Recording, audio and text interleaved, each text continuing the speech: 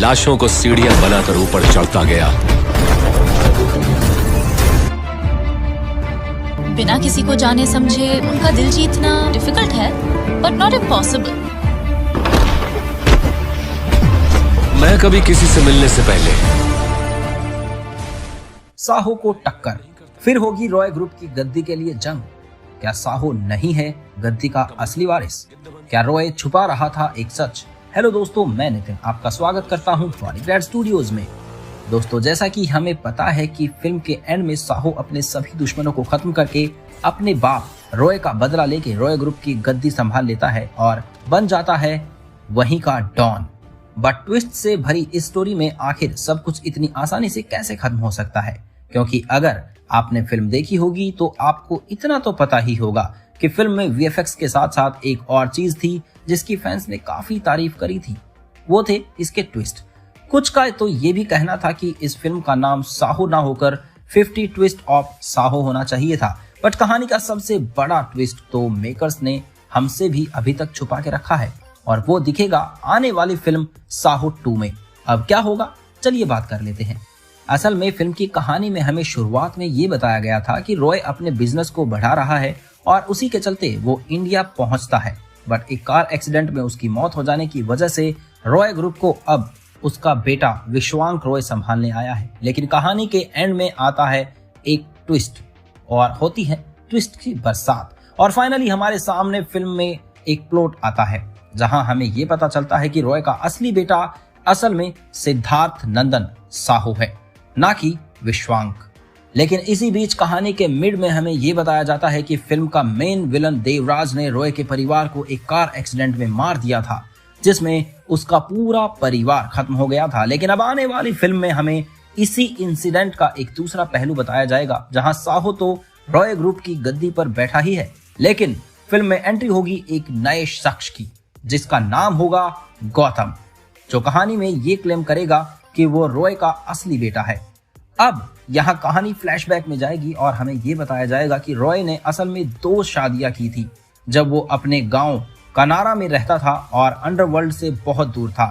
तभी उसे वहां एक लड़की पसंद थी जिसके साथ वो हमेशा रहता था। पर आगे चलकर देवराज के पिता पृथ्वीराज ने रॉय को गोद ले लिया और समय के साथ साथ रॉय की ईमानदारी देखते हुए उसने अपने बेटे को छोड़ रॉय को ही रॉय ग्रुप का असली मालिक बना दिया। लेकिन गद्दी पर बैठने से पहले ही रॉय उस लड़की से शादी कर चुका था, यहाँ तक कि उसका एक बेटा भी था। पर यह सब कुछ रॉय ने पृथ्वीराज से छुपा कर रखा था क्योंकि वो अंडरवर्ल्ड की वजह से अपनी फैमिली को खतरे में नहीं डालना चाहता था। लेकिन उसके बाद ही पृथ्वीराज ने भी रॉय के लिए शादी का ऑफर रखा जिसे रॉय चाहकर भी मना नहीं कर सका और उसे वो शादी करनी पड़ी।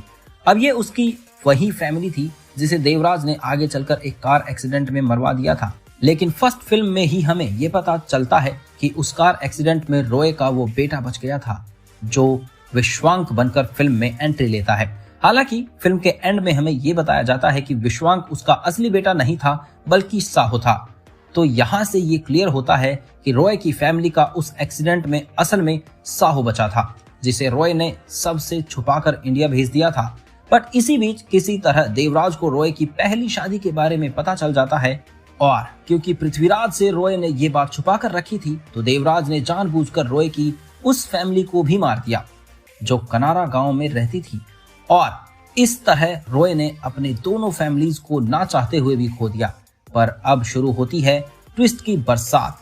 असल में नेक्स्ट फिल्म में अब यहाँ एक नया शख्स सामने आता है जिसका नाम है गौतम, जो ये कहता है कि वो रॉय का असली बेटा है जो कार एक्सीडेंट में बच गया था और जिसे रॉय ने इंडिया भेज दिया था। और ये साहो वो है जो रॉय की दूसरी फैमिली यानी कनारा गांव वाली फैमिली से बिलोंग करता है। यहाँ गौतम साहो को नाजायज साबित करता है और कहता है कि रॉय ग्रुप की गद्दी का असली वारिस गौतम है, ना कि साहो। यहाँ से शुरू होती है फिल्म में एक नई कहानी जहाँ फिर एक के बाद एक नए कैरेक्टर जुड़ते हैं और गौतम की साहो तक पहुंचने की जर्नी दिखाई जाती है। शुरुआत में गौतम तो एक नॉर्मल इंसान ही होता है तो उसके लिए अंडरवर्ल्ड डॉन साहो तक पहुंचना बहुत दूर की बात होती है। लेकिन वो शुरुआत करता है खुद साहो की पुरानी कहानी से कि आखिर वो कैसे वहां तक पहुंचा और कैसे उसने देवराज को मारकर वाजी की गद्दी हासिल कर ली। तो अब बस इस पूरी जर्नी को शुरू करने के लिए वो सबसे पहले शुरुआत करता है एक चोरी से, लेकिन एक ऐसी चोरी जो पूरे शहर को हिलाकर रख दे। और पहले की तरह वो शुरुआत करता है मुंबई शहर से और इसकी वजह होती है अमृता। वो सबसे पहले ही साहो की सबसे कमजोर नब्ज को टारगेट करता है। इसी के साथ कहानी से एक बार फिर नाम जुड़ता है अशोक चक्रवर्ती का, जो फिर इस चोरी के बाद एक्टिव होते हैं और अमृता के साथ फिर इस केस पर काम शुरू करते हैं। लेकिन आखिर अब इस बार इस चोरी में क्या ऐसा अलग होगा जिसके तार फिर साहो से जुड़ेंगे और कैसे गौतम अमृता का इस्तेमाल करेगा साहो तक पहुंचने के लिए, ये सब हम डिस्कस करेंगे। बस थोड़ा सा वेट कीजिए। आपसे मिलते हैं नेक्स्ट वीडियो में, लेकिन तब तक आप हमें ये जरूर बताइए कि आपको साहो में प्रभास की हिंदी कैसी लगी थी। धन्यवाद।